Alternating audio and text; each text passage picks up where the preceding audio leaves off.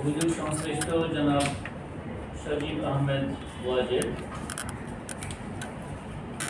সাবেক প্রধানমন্ত্রী তথ্য যোগাযোগ প্রযুক্তি বিষয়ক উপদেষ্টা হিসাবে দায়িত্ব পালনকালে ক্ষমতার অপব্যবহার পূর্বক।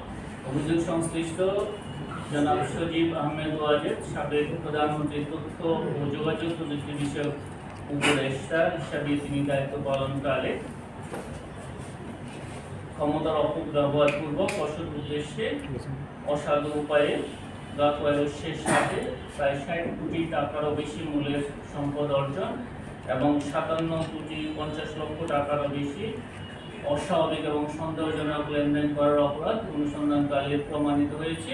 এই কারণে তার বিরুদ্ধে দুর্নীতি দমন কমিশন আইন ২০০৪-এর ২৭ মানি লন্ডারিং প্রতিরোধ আইন ২০১২ এবং দুর্নীতি প্রতিরোধ আইন ১৯৪৭ সংশ্লিষ্ট ধারায় একটি মামলা রুজুর সিদ্ধান্ত গৃহীত হয়েছে।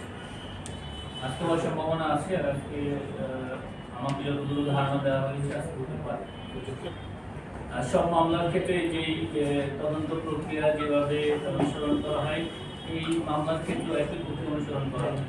আমার মনে হয় যে আমার আগে এই প্রশ্নের উত্তর আগের প্রশ্নের উত্তরেই ছিল, তবুও আপনি যেহেতু জানতে চেয়েছেন সেজন্য আমি বলি যে তদন্তকারী কর্মকর্তারা অন্যান্য আসামিদের ক্ষেত্রে যে ধরনের তদন্তকালে দুর্নীতি দমন কমিশন আইন এবং বিধিমালা অনুসরণ করে এবং প্রাসঙ্গিক যে ফৌজদারি কার্যবিধির সংশ্লিষ্ট ধারা অনুসরণ করেই তারা তাদের তদন্ত কার্যক্রম সম্পন্ন করবেন।